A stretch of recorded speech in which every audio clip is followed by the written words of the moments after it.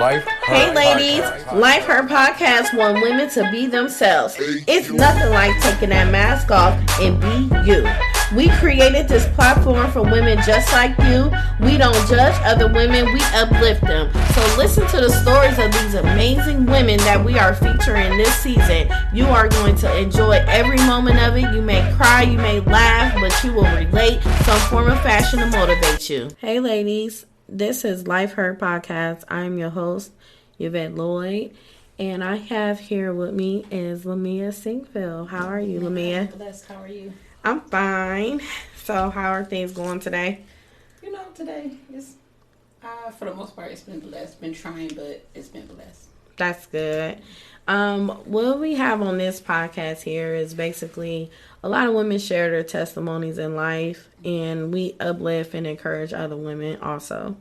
During these upliftings and encouragement, one of my questions to you is, if someone could look inside your mind, and will you be able to reveal your struggles from your past?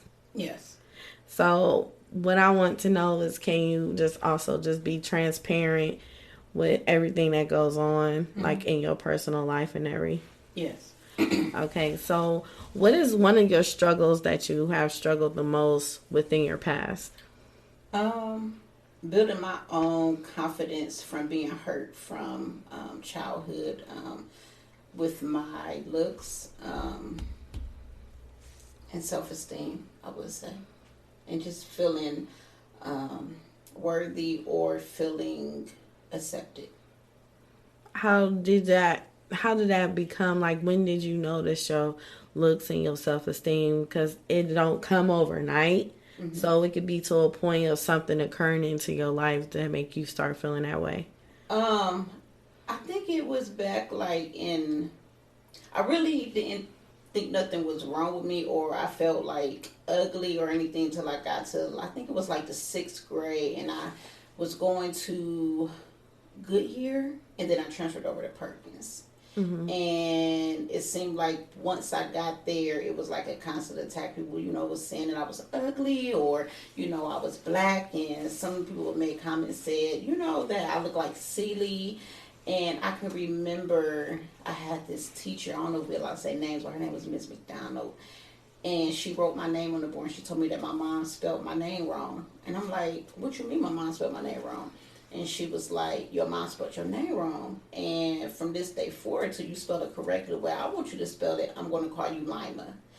And from then on, people start calling me Lima Bean, and they just start, it was just like, it never ended. But I didn't know then that was like an attack of the enemy on who God was going to call me to be. But it had just seemed like it was just downward spiral from then. It really affected me to the point where I didn't like my skin color. I would try, I had a lot of popular friends, and I would try to walk like them and talk like them, and I never could really, fit into that. And it just seemed like I was just dying to self, and I guess I don't like the word bullying, but it was like I was being bullied or whatever. Yeah, and then it took more effect inside of me personally that in adulthood. So. Wow. So what you going through these different changes while you're in the 6th grade, basically middle school. Mm-hmm. How was it at home with your parents? Were you able to confide into them and let them know what's going on with you? No, my mom was strict. I was raised in a single family household. Even though I did have a male figure there, my mom was just there. But my mom was strict. She wasn't that open to, I could say, or somebody talking about me, or I didn't have that. I didn't have that in my household. So you weren't able to express to your mom. Able to tell her. So that had to been a real battle for you not to be able to communicate with your mom and tell her what's going on with you at school. Yeah, it was like it began to be dark. I just felt just alone. And then I couldn't really tell nobody because some people don't understand. Some people are stronger than other people. Mm-hmm. But then I always had this character of putting on a face, like I'm okay or Mm-hmm. whatever. Or like I get people, like now it just tripped me out how people come to me like, oh, well, you was this in school, or you was mean, or, people was scared of you, or people didn't want to talk to you, or you just cuss people out. I don't remember that. But I guess that was the exterior that I had put on subconsciously, knowing like I didn't even know people even knew who I was. Right. But I think that's just how I just covered it. Like I looked like I was okay, but I wasn't okay. But I've always been the okay friend. I've always been the one that sit there and I can lift you up, but I needed somebody to come and say, you know what, you are pretty. You are this, you are that. So yeah. So you were able to make friends and everything while you was in middle school. Yeah. How did your friends treat you? Did they know you were being bullied at times? No. Wow. No. When I first realized that, you know what? The ironic thing about that is that my friends would bully me too. Like I had this one girl, she was like my best friend, and on the back end, she was doing me the same way. Wow. That everybody else was doing, but it was more in a manipulative way to make me do what she wanted me to do. And I didn't realize that until like a couple of years ago, and I had another friend that just pretty, and we'll go to different places. It's like in adulthood, we'll go different places, and she'll sit there and see people talking about me and just be like, oh, it is what it is, or whatever. And I'm like, and I'll go home like, dang, you really my friend? You go sit here, you ain't have my back, or whatever. Right. But that was still a part of me, of thinking that somebody had to lift me up when other people was tearing me down. But it was a point where I had to start lifting my own self up. What point was that? What grade were you in when you just like, okay, I wasn't in no grade. You wasn't? I wasn't in no grade. This just started happening about 5 years ago. Oh, wow. To be truthfully honest, I have throughout relationship, like I have 4 kids. I have, my kids' fathers or whatever, but I always felt like I never was enough for nobody. I always felt like I had to buy my friendships, buy relationships. And it wasn't until me and my husband got married and him just pouring into me and telling me how beautiful I am and loving me the way that God has created a man to love me, that I started pouring and like receiving it for myself. I had to start looking at myself like, dang, I am pretty. I am this like.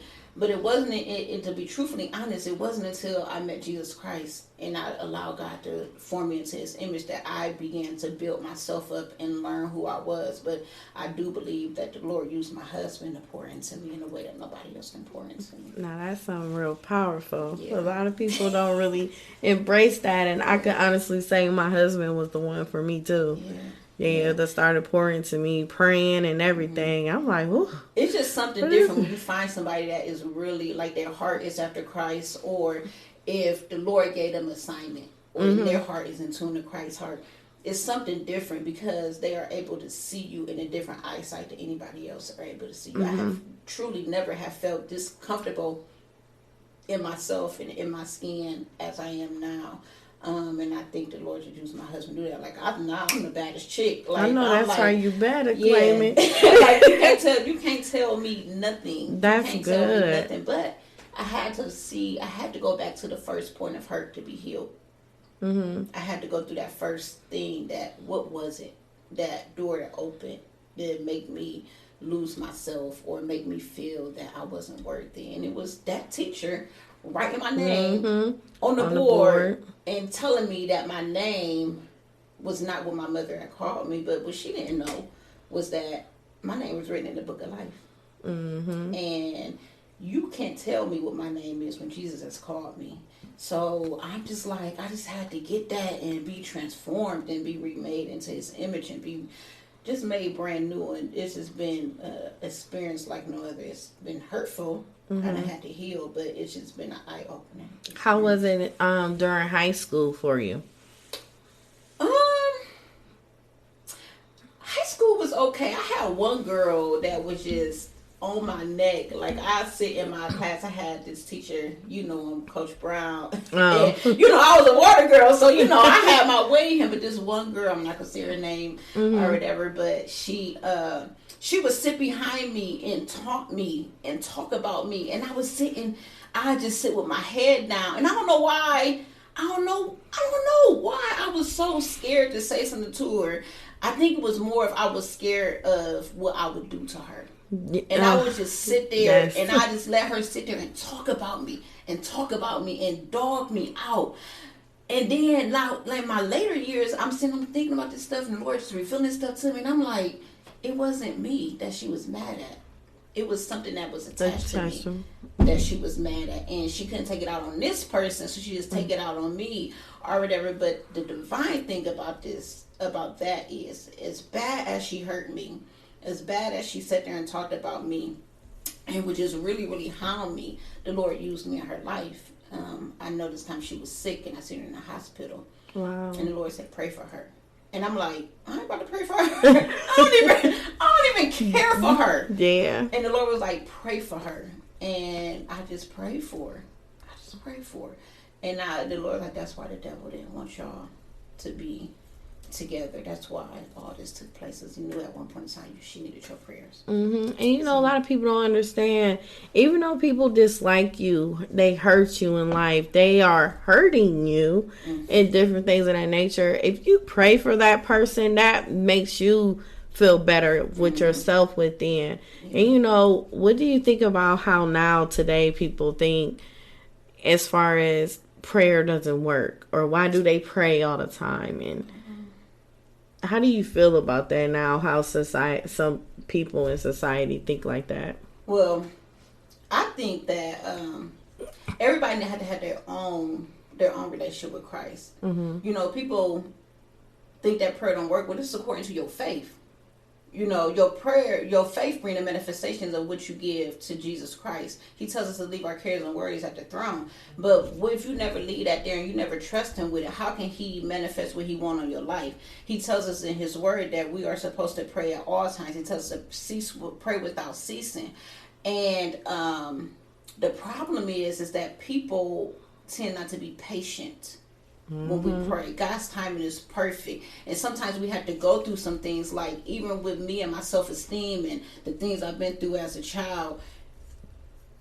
Some stuff didn't happen when it was supposed to, when I thought it should happen, but it all worked together for the good, because God was able to come into my life and reveal some areas of my life and my heart that needed to be healed. And sometimes we don't have patience enough to endure that trial or endure that test, so he can manifest great in us, so he can teach us his word, so we can have a new relationship with him, to be built up in his image.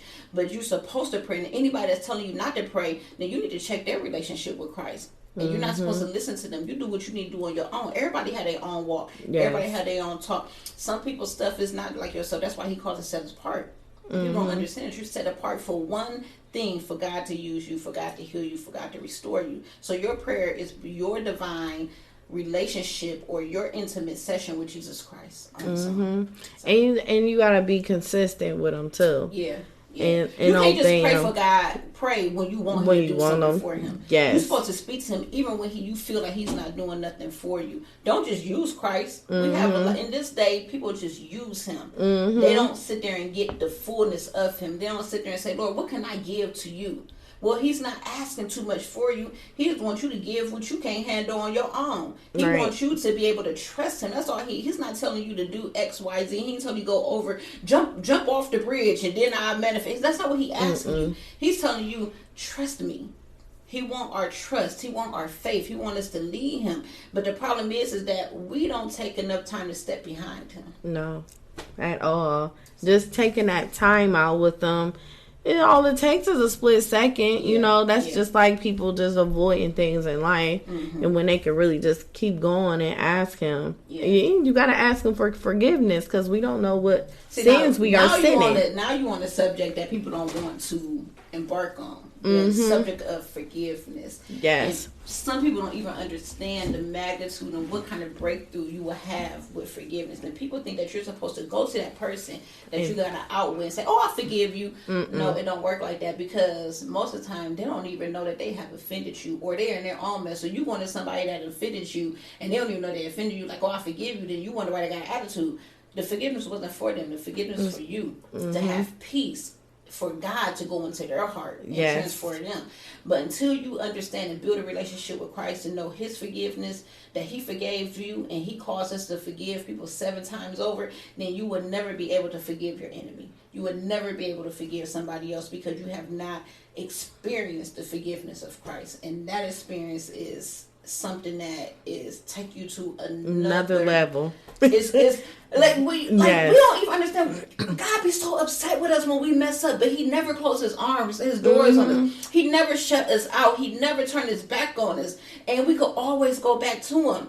But when somebody offend us, we close the door. We never go back to that person. We never sit there and try to reconcile because we're angry. But what if Jesus Christ is like that towards us? Where would we be? And that's only if you believe. Yeah. Where would you be if he say, I'm just going to leave you out there to hang and dry, you on your own, I don't forgive you, I hate you, or whatever? Where would we be? But this is a good thing about Jesus Christ, that he loves us. And his word says that he never leave us nor forsake us. And he has an unconditional love for us that people can't give us. And we have to learn that so we can pour that out. Yes. The best thing that I could do, that was forgiveness that the Lord had me when this girl in school would taunt me and talk about me, and I had to go to her and pray for her in her time of need. That wasn't me. That was the forgiveness of Christ in me. How can I go and pray for somebody that hurt me? Well, you know how? Because Jesus Christ loved me so much that he gave me an assignment. He said, okay, leave that. Put that down. Put it down.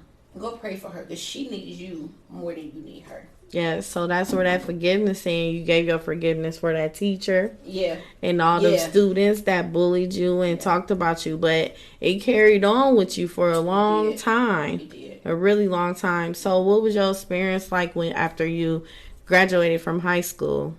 I wouldn't say it was bad. I mean, I had relationship issues, you know, because having kids and, you know, their fathers just not wanting to have anything to do, you know, with my kids. But other than that, I was cool. Did it hurt you that your kids wasn't able to have a father that you wanted them to have? Of course. But I had to take accountability for my actions in that. Because sometimes, you know, when you out here and you know, you doing the do, you know, what we all do. I ain't perfect. Yeah, I was having relations out of wedlock. I was doing all that kind of stuff. I was loving it, but it was in lust. And I thought what I thought was to be was not supposed to be. You know, I'm thankful for all my kids. But I think I would have came out better if I just would have held myself and did what the Lord asked me to do, keep a covenant with him. Right. And I wouldn't have all these, you know, all the problems that I did have. But then I understood that that was a generational curse that needed to be broken. Oh, yes. I mean, especially on my life. My father denied me. And then, you know, what happened to 2 out of my 4, I'm like, that gotta stop. You know, where do it stop? But I had to understand that, you know, first off, the battle is not too big for God.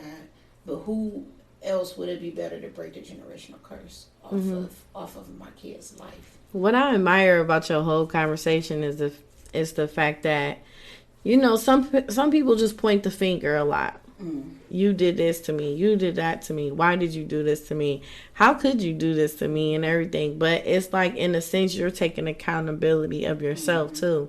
And that's where a lot of people got to realize that is the strength of the mind and the power that God has when you build a relationship with him to get you through many things. And people really don't understand that. So that is like really, really good entity that you have, the fact that you're taking accountability. Like, okay, it's not just the fact that they did this to me, but I have to readjust my energy. I got to readjust my mind. You got to readjust so many things for you to get to the point where you are today at peace. Oh yeah. But see, this is the thing. People don't know how to take accountability for their self. We spend so much time blaming other people for our life situations that we stay stuck in that blame game. We stay stuck in holding them accountable for what they did to us, but what do we allow to happen? You know, I could easily say, oh, well, you know, you got me pregnant and you left me with these kids and you not doing X, Y, Z. I could easily say that. But then I could easily say, well, you knew to put a condom on. Mm-hmm. You knew to have birth control. Well, you knew if this happened on this one, why did you go get it with, why you go make another one with this one if you knew this was this person's track record? Well, I knew all this stuff, but yeah, I was still in lust. Oh, I needed this, I needed that, you know, and being selfish or whatever. So then there comes calamity. Yeah, it comes a trickle down effect. But when you start taking accountability for your own issues, then you grab a hold of that thing and you take control of it. And when you have control over that situation, ain't no demon, no devil, nothing in hell is going to be able to stop what God has on your life. It got to fall because you have taken back the power over that thing. And then even in that, it came a point where I had to have, like for my first 2 kids, that I had to have a level of forgiveness for him. Wow. And it wasn't going to him saying, I forgive you. Right. It was a forgiveness between me and Christ. And I'm able to like, oh, you don't want to, okay, XYZ. But one thing that I admire about my mother is that, and when she taught me, she never talked bad about my kids, my father in front of me. I had to find out. That's how my mom was. Yeah, on my own. Like, you gonna learn this on your own. I'm gonna let you figure it out. And that's how it was back in the day. Like, yes, women didn't talk about the mess that they was having with their kids' father. They let you find it on your own. Yeah, it hurt, but they didn't want to have their mouth in that. And I think that's the problem with this generation. Yes, we're so busy downing this person that we don't even know that it's affecting our kids or whatever. So that's one thing I don't even do to my kids. I always tell my kids, my son and my daughter, my first kid's father, I never talked about him in front of them. And y'all go respect him. You know, if he knock on the door and he say, can I get my kids? Oh yeah, you can have your kids. You know, if his life was all crazy, no, you can't, because I have obligation to protect them. But even now, you know, with my daughter being sick and, you know, him denying her or whatever, listen, this your daughter. Spend time with her. Do whatever. But he or my kids can never say that I downed him in front of them. Y'all gonna figure him out for yourself. Yep. But I'm not gonna put my mouth in it. I'm not gonna do that, because my kids are not gonna be able to come to me and say, well, you stopped this from happening. You didn't let me see my dad. No. All you will ever see me do is when he knock on the door, go with your dad. Yeah. You know, you if want to see your dad, you want to go. Yeah. So, you know, then it cuts off the mess. It does. It creates a peaceful home. Yeah. Too, with kids, because that's how my mom was. She already knew how my dad was, but she just let me think the world of him until, like, as I got older and older, I'm like, dang. Right. And she still didn't say nothing bad, even though I expressed how I felt. Yeah. She just tried to find ways to make it better for me to feel good about it. And I really like that you did that. And I always said I was going to be that type of mother if I got in that situation. Also, because people don't understand, like, what you feed into your kids, that affect them during their childhood, and it becomes on into their adulthood as well. And then it becomes a stronghold. And do you wonder why they can't break free? Well, what did you speak over them? You know, there's no perfect person. And one thing that we have to understand, when you have these kids out of wedlock, and even it's not even out of wedlock, because some people marriages and their kids, like, it's just messed up. But when you start opening up this door, for one, the system is set up for single parents to fail. Just put that out there. Yes, it is. You know, and men don't understand how, and then they be mad. You know, they end up being mad at the mother. Well, like me, I was 17 when I got pregnant with my son, my oldest son. I had him at 18, so I immediately was on the system. Ain't no shame in my game. Yes. I was on the system. So with that being said, when you're single and they put you on the system, you're on the system. Well, the government wants somebody to pay their money back. Yeah. Well, who are they going to come? Because you're saying that you don't have no money. So then they're going to say, well, you got to put this man on child support so you can get this income coming in your household. Then they say, well, we're going to offer you a house or whatever. You can stay in subsidized housing so you can be on your own, saying that you're getting on your feet. But that man can't come into that house. Then you got this man sitting here, first off, you put him on child support. Then he mad because he probably don't even got enough money to make that. He trying to make ends meet. And then after that, then he can't even come into this house, because if he come into this house, you lose your house. That's a whole nother problem. So now you sitting there wondering why he ain't paying his child support or whatever. He can come to this house, and then y'all got all kind of freak shit, and then y'all got this little child right here, watching all this stuff, and that child is because the child is in your household. The child is going to generally gravitate towards your emotions. So now that child is seeing what you're feeding him, he or she is going to look at that father and have a problem with that father. Mm-hmm. But this is the stuff that the system don't even tell you that's in the back end. And a lot of people is not logically thinking about the system doing this, breaking homes. Well, why do they call it single family household? See? Look at the word on top. It's single family household. Yep, not together, because, if you together in a household, they're not offering you nothing. Nothing at all. Because the broken homes keep things going within the government system. And a lot of people don't realize that. And then you got some parents, you can make like 25 cents over the budget. And you got to pay for all this. So sometimes it create parents only work part-time only, or work only a few hours or throughout the week. Not 80 hours a week. Yeah. It's a lot that comes with it. What makes them scared to come out and do something totally different and make their lives better. Yeah. So I was having this conversation, not to cut you off. I had this conversation earlier today with my friend. I said the biggest blessing is when I stepped out on faith and left subsidized housing.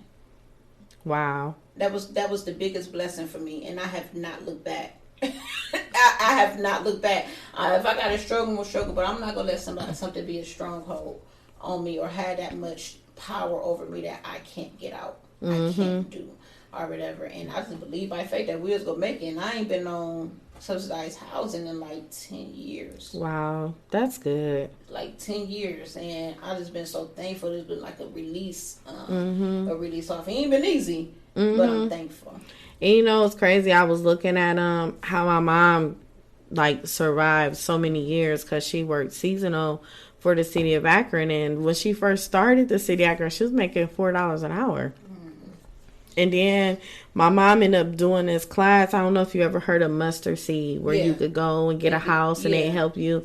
She ended up doing that, and she ended up becoming permanent when I was in the 6th grade, becoming permanent for the city, and she was only making $8.50 then. But she was still able to get a home, because during that whole time, we was living on government housing ourselves. Looking at you, you wouldn't even have seen that. Yeah. I know. I wouldn't have seen that. No. I'm thinking throughout school, I wouldn't have never known that. Girl, listen. I was saying like, golly, and I was sitting there thinking like, dang, my mom's sitting here raising me and my brother, but she trying to make sure we have the things that she want us to have, and she not really making nothing, and we living in the projects and all that, and she hid a lot of things from us because she want us to be our child. Like, if we're 12, she want us to be 12. She didn't want us to be older than we were supposed to. So it really, and it was inspiring, and it was so amazing on how you could see a woman that spent on things that we needed instead of what she wanted. Yeah, I know this one time my mom. I never knew that we was on welfare. I knew people around us was on welfare, but I never knew my mom was on welfare.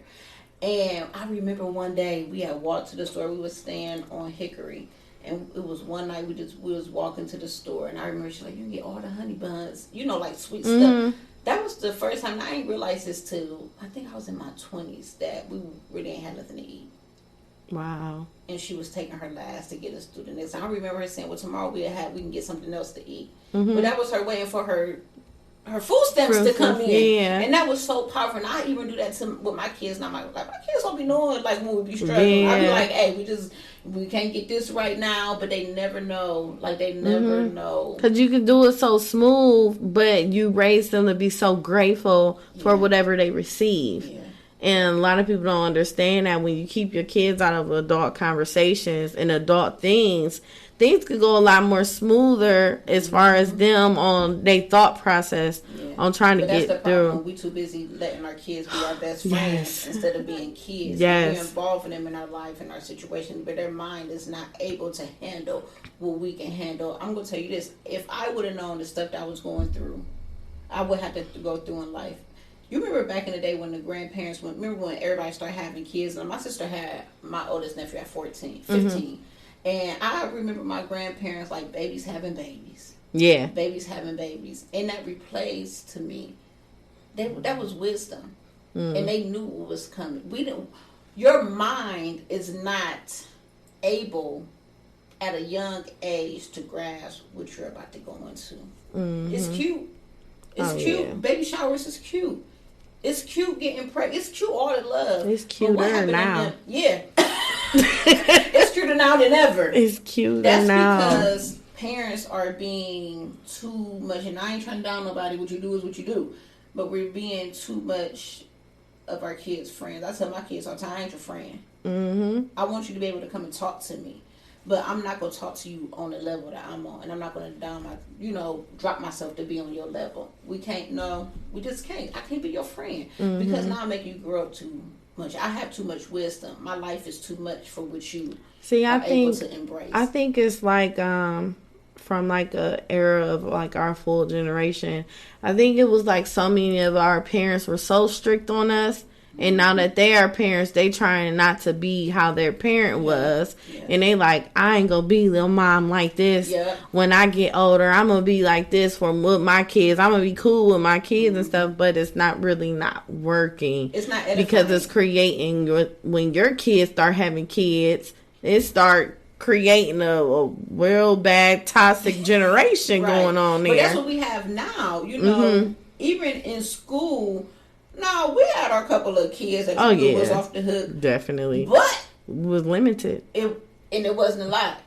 And you knew when your parent came into that school, all hell was about to kick off. Go down. Like you knew when that parent came in, they was about to get their butt kicked. Right? It wasn't none of that. Everybody knew somebody's parent. Yeah. And when it wasn't all that, I'm cussing you out. I'm calling my mom in. My mom, like the teacher, I'm gonna take your phone. Well, I'm gonna call my mom. It wasn't none of that. Now, one thing I do with my kids is listen. When I go to school, I'm coming up for business. You embarrass me, I'm gonna embarrass you. Whether I think that you're right or I think that you're wrong, me and that teacher go stand together as one. Now, if I think they're wrong, I'm gonna make you go to the car and I'm gonna check them right then and there. But you never gonna be in the front. You're never gonna see that because I don't want you to see that division. Because once kids see that y'all not on one accord, they about to come in there and they about to just have they way. And that's how it is even in marriages with children. Yeah. Kids know.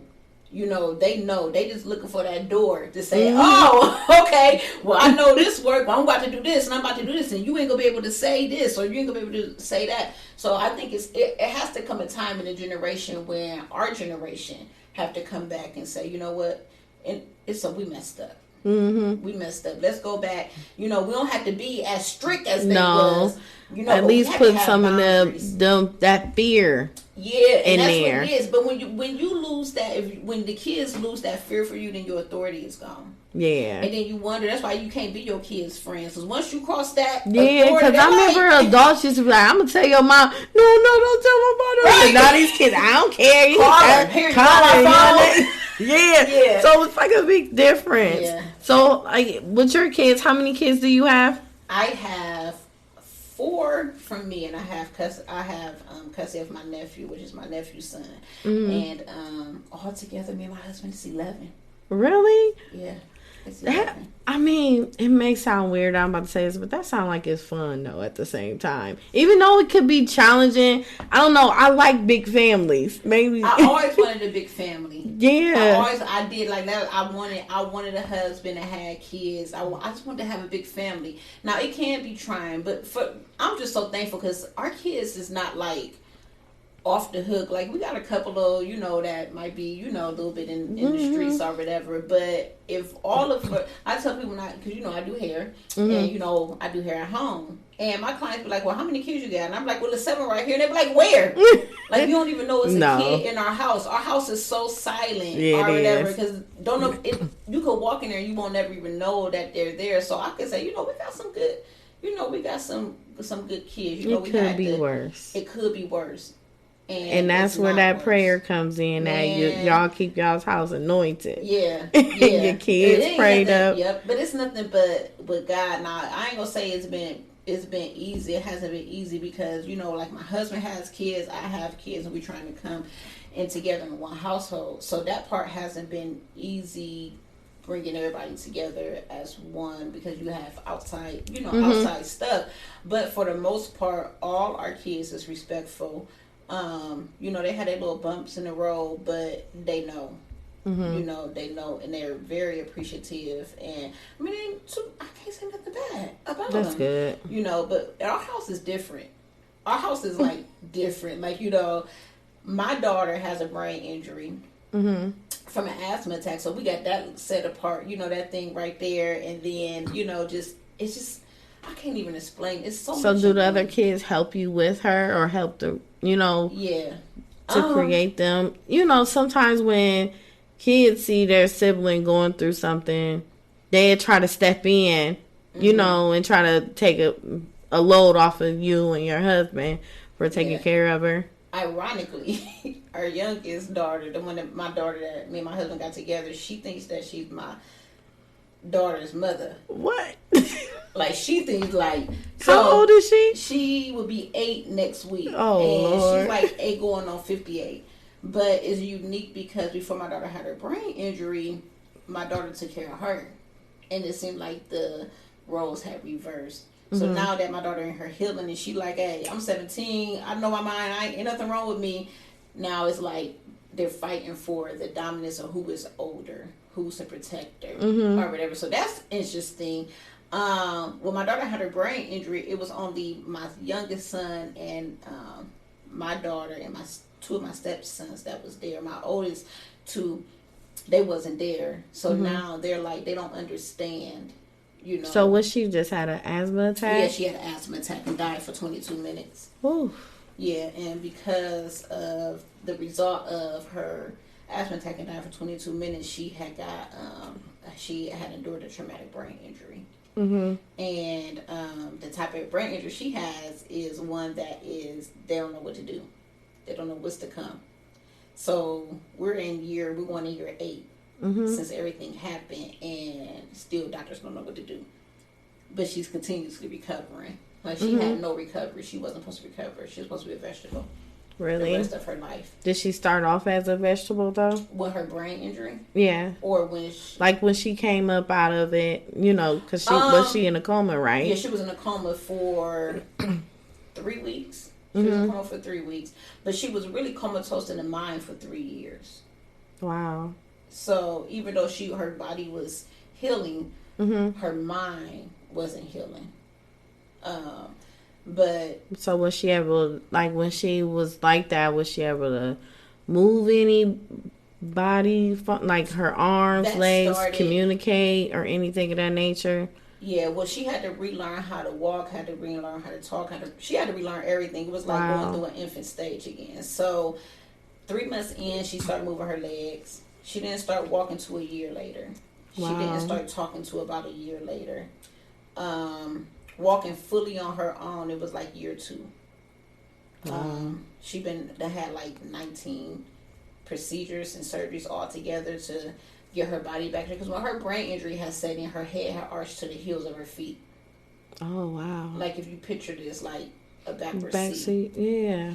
And they was like, she gonna be like that for the rest of her life. And I'm like, the devil was a liar. Like, this is not what it's gonna be. They said she was an orphan case. I'm like, why y'all call her orphan? We don't know what to do with her. And so, okay, well, my guy said that he's gonna heal her, and they're like, you're crazy. So, how do they feel now with them seeing her today? I done had doctors come up to me and tell me thank you for building their faith. I done had doctors come up to me and say, thank you for going against us. And when she walk into the hospital, they just be like, they be shocked. Like, they just be so shocked. And they always want her to come up there, you know, so people can actually see her, see her progression, because she wasn't supposed to be. So anytime she go up there, it's like even something minor, like her main floor nurses and doctors and stuff come down, and they just really want to see, like, what is she doing now?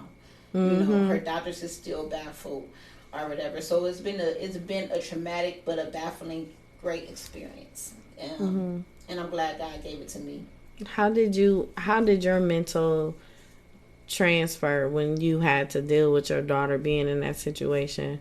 I could truly say that if it wasn't for God, I wouldn't be sitting here talking to you. I should be in somebody's nut house somewhere. I should be in somebody's psych ward and all on top of all kind of medicines.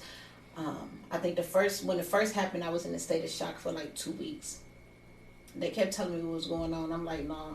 I'm thinking we just going. She had a normal asthma attack. Going home in 3 days. Well, in the third day, I looked up and I seen all these machines, and I'm like, we're not going home. And then when they start giving me the reports, it just like something supernatural came over me. Like I knew this wasn't the sentence that God had for my life and for my kids. And I'm like, okay, Lord, you got to do something up in here. Like, I'm not taking my daughter home the way they say that she is.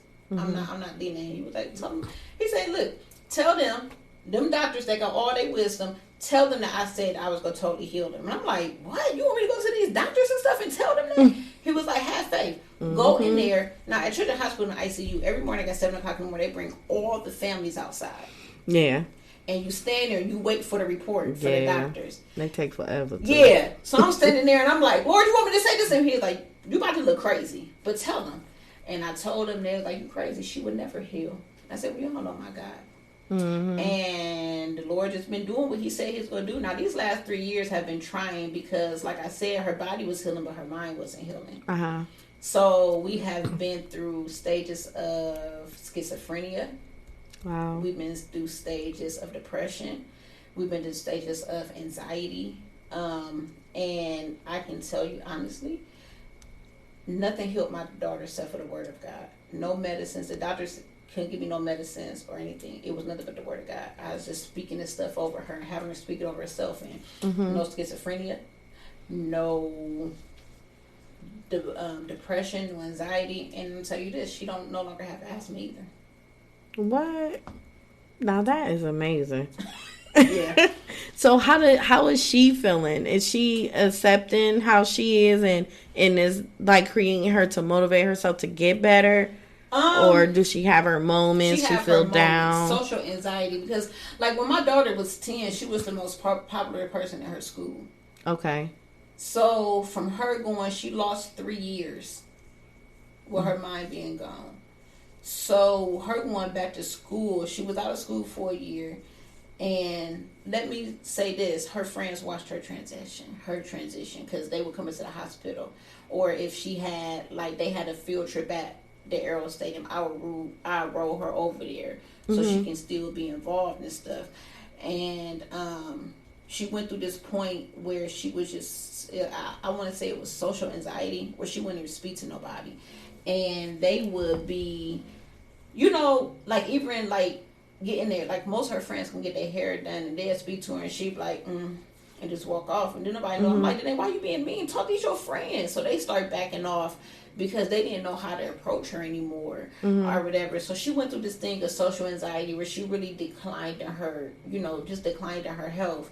But now she be in school clowning. What? She be in school clowning. They be laughing at her. She be just like them. They be up there acting the food. She be up there acting the food with them. And then I gotta come up there and get you back in your place. Hey, we're not gonna do this. Like, girl, we're not about to do this. Yeah, because before her brain injury, like she was off the hook. Like she was my child that, she was fighting everybody. Oh, the littlest Lord. Thing in the pack, but she was fighting. And she was just that child, and for that to happen to her, and she wasn't come back to the same place as she was. Of course you would go through that because you're like, well, what happened?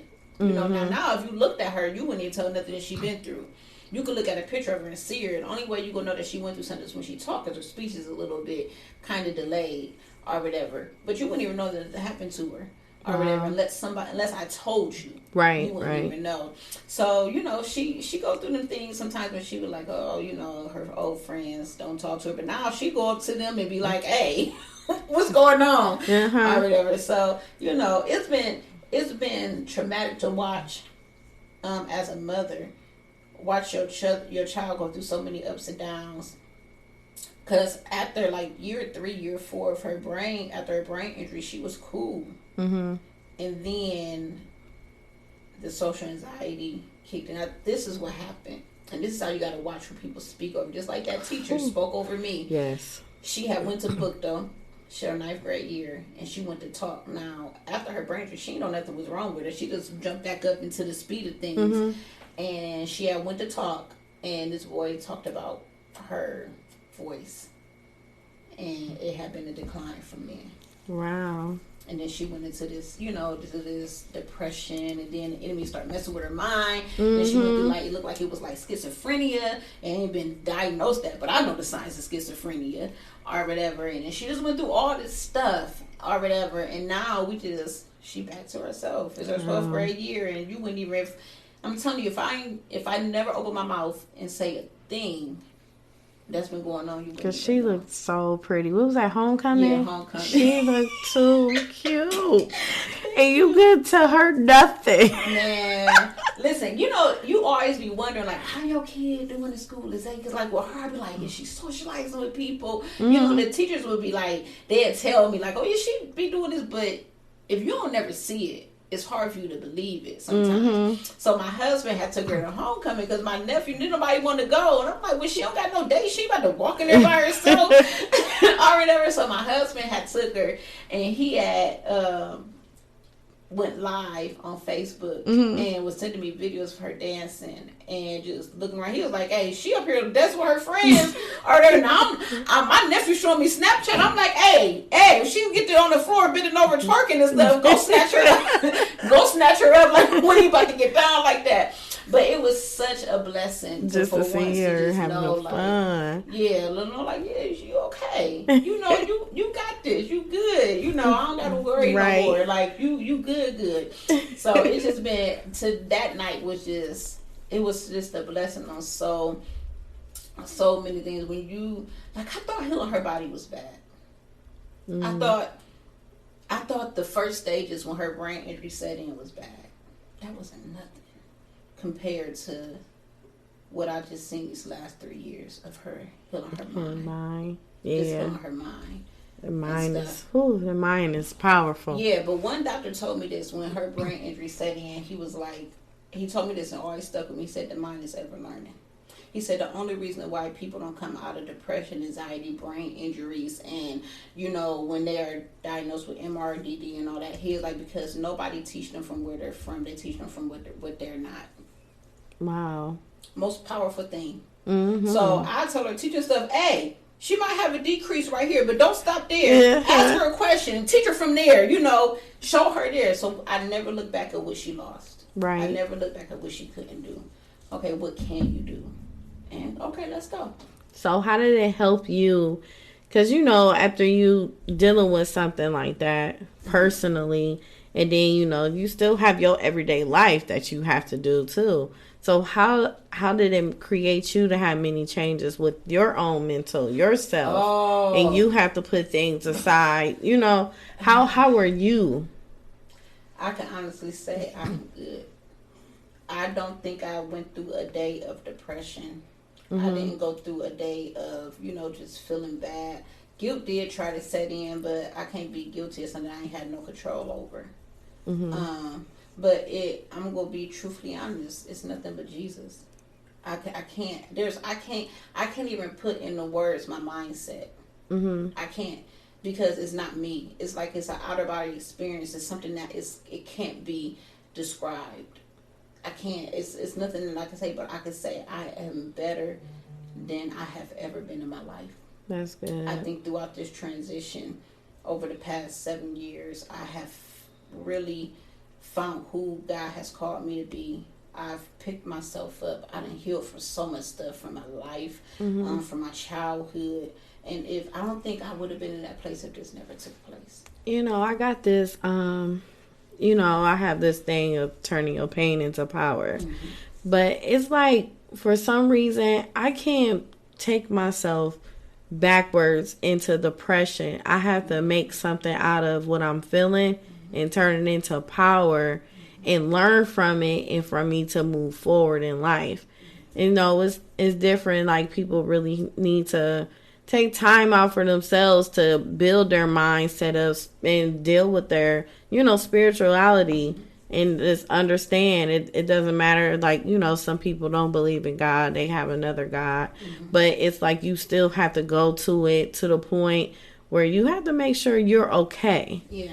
And I see a lot of men and women, they don't make sure that they are okay. They don't get that healing aspect of it and release all the things that they keep going through, because it don't stop. Right. You know. I made a stat the other day on Facebook, and I said, what did I say? I said, you got to get it out. You got to release, because if you don't release, you begin to keep stuff in that don't belong to you, and you begin to not be toxic to other people, but toxic towards yourself. And you start to look it too. Yeah. Because what's on the inside is going to come on the outside. Yes. So you always have to be. See, the one thing that the Lord taught me is that He promises a sound mind. He promises peace. And some things in your life is there to try to rob you of your peace and your joy. And one of the problems is that we don't look forward, but we always look backwards. And you have to release the past to go into the future. If you never release what hurts you, then you're going to be bound by what hurts you. I can sit here and be like, oh, that lady did this. She called me this. Well, people will call you stuff all the days of your life. Ain't gonna be the first, ain't gonna be the last. Or whatever. So is you gonna let them dictate where you're going? Or you gonna let that be such a stronghold on your life that you begin to be stopped? Like you're trapped into what somebody said. No, release that. Let them be them, because they living their life. They doing what they need to do, and you sitting here stuck, and you're mad at everybody else. But you have the power. You have the authority to break them chains off your life. You have the power to govern what you do and what you don't do. You know, we have to protect our ear gates and our eye gates. Well, it's time now. Protect your ear gates and your eye gates. Forget about what they said. Let that go. Get free in the inside. Get cleansed in the inside. Give it to God. That's why He tells us, leave our cares and worries at His throne. Leave it alone and keep on going. But don't allow the darts of the enemy to stop you from being who God has called you to be. We all are blessed. We all got a time in our life. Which one is you going to live? Are you going to live their assignment, or you going to live the assignment for you? And I refuse to go back. I refuse. I'm not. I can't. I can't. No. All you do is creating more problems for yourself. And then you wonder why nobody want to be around you. Oh my God, toxic. Yes. You're angry and you're bitter and you're holding on to what you shouldn't be holding on to. And then you wonder why nobody don't want to be around you. Well, if every minute of your day is just somebody did this or this and that, well, there's not a problem with them. That's a problem even with you. Hurting others. Yes. You know, when you keep hurting people. It's not the fact that you trying to be distant, stay away from people and all this and that. You are.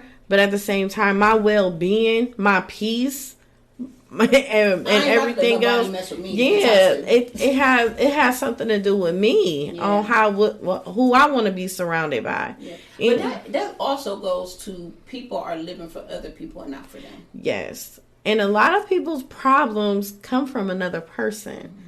And it could be a person that they just feel some kind of way about. They don't even know them. But you just don't like them just because how they do this or how they do that. Yeah. But why don't you like you? For you not to be liking that person. Are they doing something that you want to do? You know, is it some, that's something personal. I just had to think, I had to block everybody on Facebook that I felt was doing more than me. Not block them, I unfollowed them. I know what you mean. Because it wasn't them. It was something inside of me. Something that I wanted, that I probably felt that they got before me, or I'm not where I want to be, but they they're in that position. And Lord told me one day, He said, stop, block that, unfollow them. You watching somebody else's stuff and you can't even watch what I have for you. You're looking at somebody else's stuff, but you have yet to receive. And when I'm telling you, I start unfollowing people and I start seeing everything that was for me. And doors have just start opening up. It will. And I'm like, oh, but that's all it was because I'm looking at somebody else's life instead of looking at my life. Like your stuff says, life her. Yeah. It's your life. It's your life. Stop looking at everybody else's Their stuff. time is their time. Yeah, your time is yours for you. Right. And that's where everybody got to focus on you. Yeah. Like, do you stay in your lane? Yeah. And that's the problem. People don't understand. Yes, you have to. Yeah. You have to. Yeah. What is something real encouraging that you could tell other women? The first thing I got to say is, and I don't know, people might not be a believer, but I know who I am, and I believe in Jesus and that's Christ. All that matters. Yeah. So the first thing I would say is, build a relationship with Christ and let him build you in his image. And then let go of the past and walk into the future.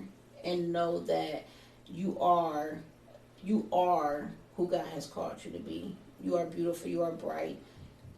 You are a woman of God. There's somebody out there that God has positioned for you, and favor is on your life. And don't let your trials of yesterday stop you from walking in the promises of tomorrow. God's mercies is new every day. So, and just believe in yourself. Believe in yourself and allow God to take you to another level in him. Now that's some words right there. Y'all better listen to that and take heed of it. So I would like to let everyone thank you for tuning in to Life Her Podcast, where we help heal women all over the world. Don't forget to follow us on Instagram, Life Her Podcast, as well as Facebook. And we also have a website, lifeherpodcast.com, to listen to other podcast episodes and purchase Life Her merchandise. I am Yvette Lloyd. I am Life Her. Love yourself, ladies. Love y'all.